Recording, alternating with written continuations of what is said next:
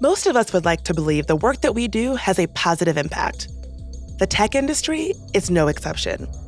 But what if you discovered that your work is contributing to something harmful? Would you say, no, I won't help build that? Enormous power over people can be amplified with AI.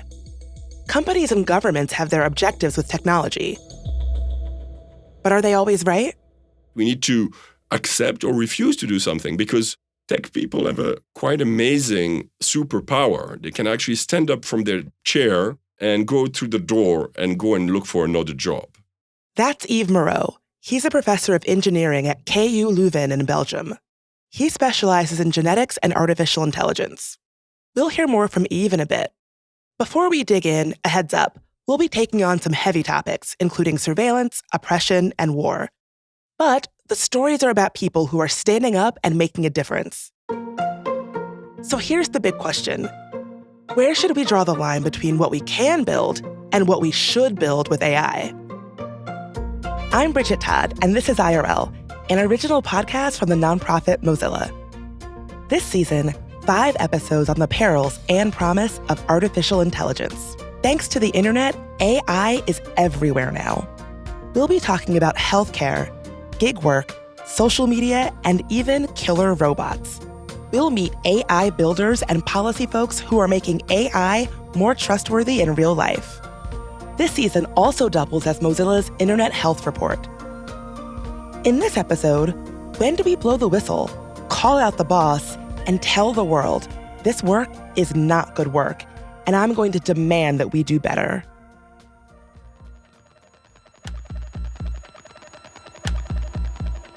The largest tech companies in the world have worked their way into our everyday lives. But big tech also enables the data collection, cloud storage, and machine learning, not just for the consumer internet, but for governments, police, and military. It's not something that gets talked about all that much. And for employees of tech companies, it can be surprising or even shocking to discover that they may be expected to help build surveillance and weapon systems as part of their jobs. I think there were some very interesting cultural changes at Google during the time I was there. In 2017, Laura Nolan was tech lead on a team working on data infrastructure at Google's Dublin office in Ireland. Often, her job had her flying to San Francisco to meet up with folks at Google headquarters. And so there was one particular technical leader that I always tried to meet up with whenever I was in the Bay Area. And he and I had a one-to-one. And it was the afternoon, and we were in Google's San Francisco office. And this was, a pivotal sort of half an hour or hour in my life. So we were chatting away. And he said, well, there's this very big project coming down the pike, and, your team is going to have to be involved. And the project turned out to be building these air-gapped data centers. Real quick, an air gap is a security measure where you isolate machines from outside networks. And I said, why? This is going to be a very complex and expensive project. And the answer I got was, well, it's this thing, Project Maven. And I said, what is Project Maven? You may have heard of Project Maven in the media. It was a Pentagon project worth millions that would use AI by Google to recognize people and objects in aerial surveillance footage, including from U.S. military drones in conflict zones around the world. Back in 2017, even most folks inside Google weren't aware of it. I feel very lucky that this person was straight with me, that he actually told me about this and didn't just say, oh, well, we're doing it for reliability reasons or whatever. I actually got a clear answer. So I was immediately concerned. This was not what Laura had signed up for when she first accepted a job at Google. Organizing the world's information is pretty uncontroversially good, whereas running massive surveillance systems that are geared towards finding people to kill is ethically murky at the very least, and in my view, flat out wrong for quite a lot of reasons. The goal of Project Maven was to use AI to speed up the military's identification of people and objects.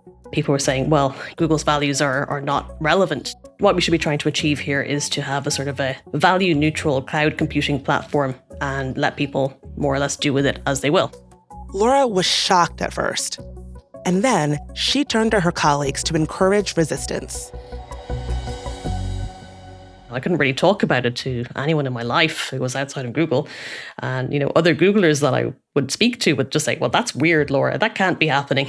It can't be that, Google is analyzing drone videos so that the US can kill people more efficiently. We wouldn't do that, surely. But that turns out that was exactly what Google was doing. So Laura expressed her concerns internally, and many others did too. The narrative that was mostly coming out from Google's leadership at the time was that it was sort of supporting the US troops, trying to protect US troops, supporting the sort of the US war effort, really. For Laura, the work she was asked to do felt morally impossible. So we're talking about every individual in a particular geographical area being tracked in real time or close to real time, potentially with this system. Every time you step outside of your front door and go somewhere else, that system is detecting that, is logging that. It knows which buildings you go to. It knows which houses you go to. It knows who comes to your house. It knows who you're connected to. They were talking about building a user interface that would, you'd be able to click on a house and it would show you a timeline of all the interactions that the inhabitants of that house are having. Eventually, the objections multiplied, and 4,000 staff members famously signed a petition for Google to pledge never to build warfare technology. Laura quit her job. No matter what my executives are telling me, I've got to sort of go by my own moral compass here, which is that I could not be in any way involved in supporting this work. Google was very much willing to do this sort of work, and they just wanted to do it quietly, and they just wanted everyone to be quiet about it. Exposed to public pressure, Google did back out of Project Maven, and 2018 became a watershed moment for protests by tech employees at a number of companies in the US. There was also Cambridge Analytica, scandals over sexual misconduct, and protests over labor conditions. But let's face it, Project Maven wasn't the biggest, nor the first, nor the last collaboration between the Department of Defense and internet companies we interact with every day. When people say technology is neutral, is it a way to avoid taking responsibility for the harms that could be done? Laura now uses her personal story to warn policymakers against the dangers of combining AI with weapons. I had spoken to the New York Times about Project Maven. They did a big feature on it. And the Campaign to Stop Killer Robots contacted me and they said, hey, do you want to come to the UN? And when somebody says, do you want to come to the UN and talk about why AI weapons are bad? You say yes, right? So I did. The Campaign to Stop Killer Robots is a global coalition of more than 180 member organizations. They want to see a ban on weapons that can automatically open fire without a human pulling the trigger. For tech workers like Laura and others who come forward publicly, raising the alarm about the ethical implications of technology can come at a high cost. Too high, professionally and personally.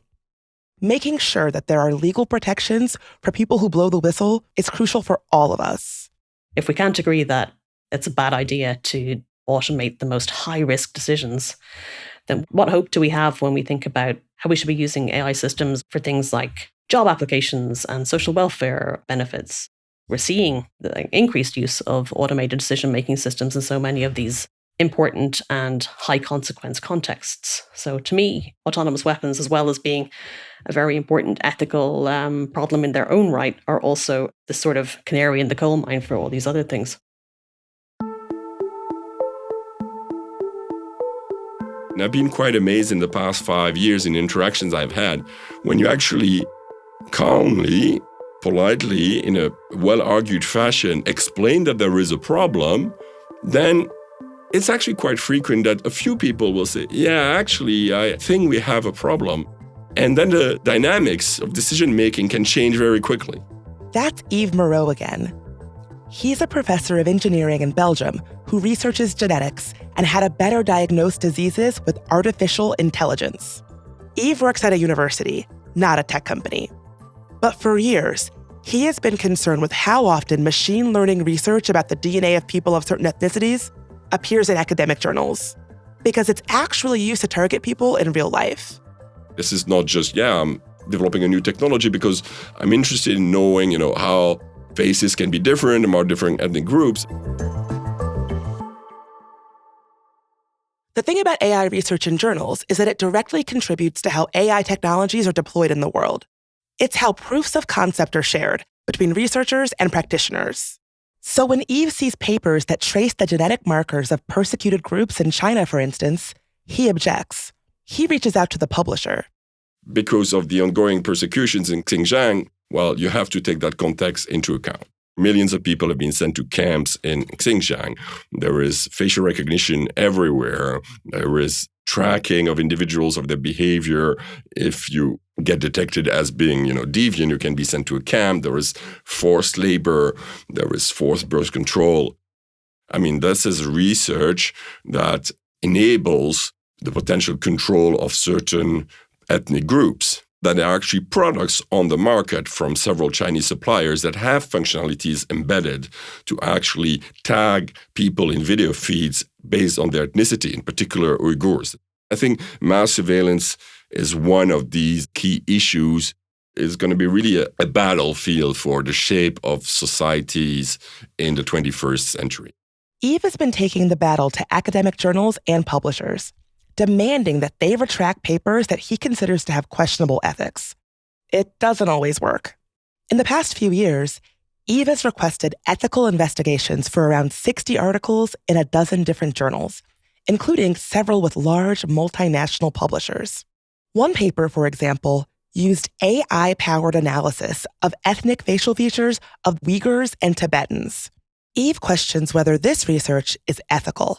The ethical review is not just checking that, well, did people consent and is somebody going to get hurt here right now during the experiment? Saying, well, the people whose data was collected, they were not harmed. That's not enough. I mean, if you're developing technology where it's quite clear that this is leading to serious concerns, then you have a problem. Eve says that so far, his campaign has resulted in 8 retractions for papers on DNA profiling and ethnic facial recognition. He says the articles he has identified are only the tip of the iceberg. His call to action isn't just for publishers. It's also a call for researchers and research institutions to hold themselves and each other accountable for the huge risks posed by mass surveillance technology worldwide. We actually have a huge moral authority on what happens with the research we do. We invented it. We created it. We brought it to the world. We discovered it. And so we have a special right to talk either very specifically on the things we did ourselves or as representative of the community that did it. We actually have a lot of moral authority, which we almost never use. We've talked about resistance in companies and in research communities. But resistance to algorithmic oppression happens outside of establishment structures too. And so does innovation around data for equity. Just because technology is new does not mean that it's innovative, and it definitely doesn't mean that it's beneficial. One of the things that data weapons do is exacerbate and magnify the already harmful and racist and punitive carceral system that we're living under. Yeshi Milner is a technologist and data scientist, and the founder and executive director of the nonprofit Data for Black Lives in the U.S. She coined the term data weapons. What are data weapons? According to Yeshi, they're any technological tools, often AI tools, that are used to surveil, police, and criminalize Black and Brown communities. We're thinking about technological tool that ranges from something as simple as camera technology all the way to things more complicated like facial recognition, hardware from X-ray vans, that expose anything in a given range, including vehicles, homes, to cell site simulators, electronic monitoring, and then the development as well of these larger networks and algorithms such as domain awareness systems, as well as real-time crime centers and fusion centers, which are oftentimes actual brick and mortar places, but are really the convergence of all of these technologies and their uses. Data for Black Lives is a movement of activists and scientists dedicated to using data to create measurable change in the lives of Black people. They say mainstream big data systems are designed to do the opposite, particularly when it comes to policing. Time and time again, costly surveillance and tracking systems are prioritized ahead of investments in communities. Across the U.S., automatic license plate readers are mounted on road signs, bridges, and on police cars. They are constantly generating detailed records of people's movements. Many are run by private companies that sell data to police with little oversight. Yeshi's team has met with public attorneys to understand how data weapons impact their clients. Their client got dinged on an automated license plate reader system and now are in the NYPD's domain awareness system, which is a very sophisticated kind of algorithm, and now are incarcerated and potentially going to be deported. Yeshi explains how these tools for monitoring and collecting data about supposedly suspicious people are an extension, in fact, of historic patterns of controlling Black people. Patterns that have existed since before slavery was abolished until today. Some of the biggest data collection was stop and frisk, right? People don't realize that. Stop and frisk policies weren't just about intimidating Black folks and scaring them. That's a big part of it. But it was also to get people into the system, into the NYPD database. Yeshi believes, as a matter of urgency, that the technology used by law enforcement today needs to be fully accounted for and made transparent. Because part of what makes these technologies so powerful is limiting who gets to make decisions about them. Our priority is to focus on uplifting and naming these data weapons because just of their nature, right? They are obfuscated, they are hidden. A lot of them are proprietary algorithms that we can't even do a FOIA request to better understand. By the way, FOIA is Freedom of Information Act in the US. Data for Black Lives have brought thousands of people together on initiatives to create data tools that help expand opportunities for housing and education and healthcare, often in partnership with other organizations. By building differently, they're highlighting the injustice of mainstream conventions around the use of big data and algorithms. And they're showing that there's hope in redirecting powerful technologies to improve lives. I think the kind of information and the kind of data that we need is one that's going to actually achieve those things versus increase policing and increase surveillance. We have an opportunity to do that with big data and with machine learning.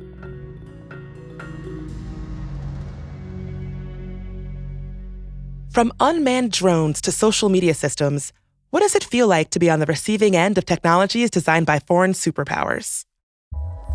The relationship that many of us have with technology is one-sided, especially in the global south, where a lot of this tech, the apps that we use, the devices that we use, have been built in other places, in other contexts, by people who have not really sort of imagined us as the end users. And that is a really important issue because if that tech is not built for you or with you in mind or your needs in mind, that is a sign that you're excluded from those conversations. That's Shmaila Khan. She's the Research and Policy Director for the Digital Rights Foundation in Pakistan. Its goal is to stop the weaponization of social media against women, minorities, and dissidents. This is a problem that's made worse by algorithms and lack of transparency. The organization has a cyber harassment helpline and advocates for policy and platform reform.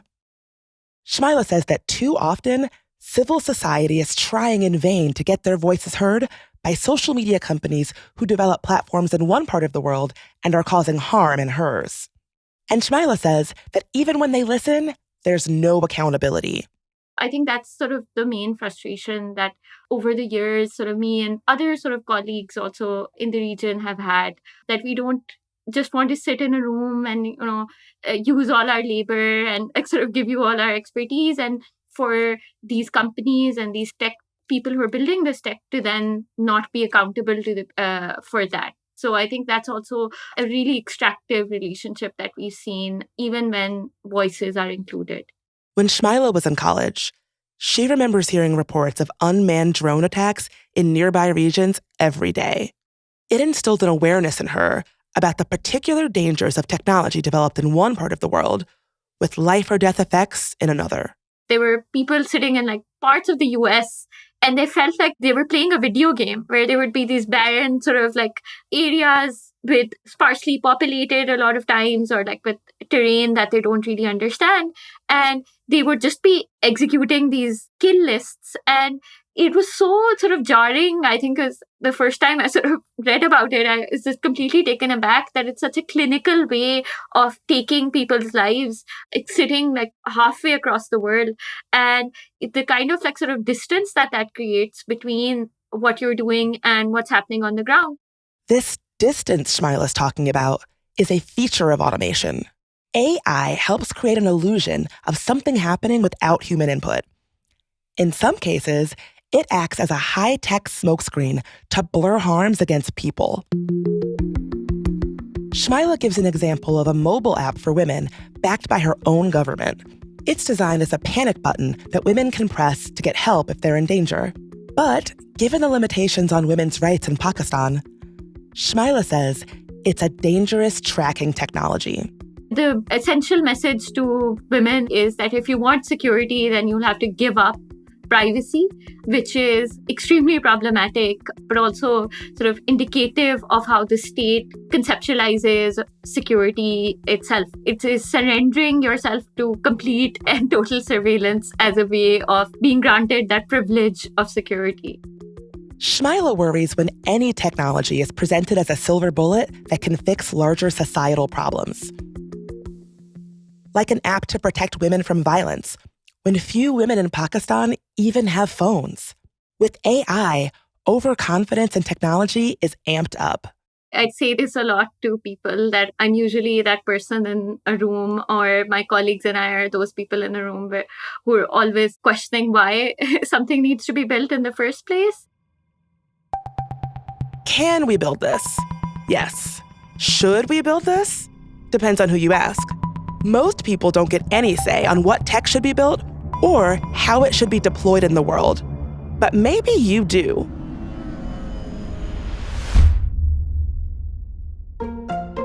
I wish we lived in a world with no killer robots. So, how about for every conversation we have about the tech we won't build, let's have 3 more about the tech that we do want to build, with the people we'd like to build it with. AI is here to stay, but let's use it for something better. This is IRL, an original podcast from Mozilla, the nonprofit behind Firefox. Follow us and come back in 2 weeks. This season of IRL doubles as Mozilla's annual Internet Health Report. To learn more about the people, research, and data behind the stories, come find us at internethealthreport.org. I'm Bridget Todd. Thanks for listening.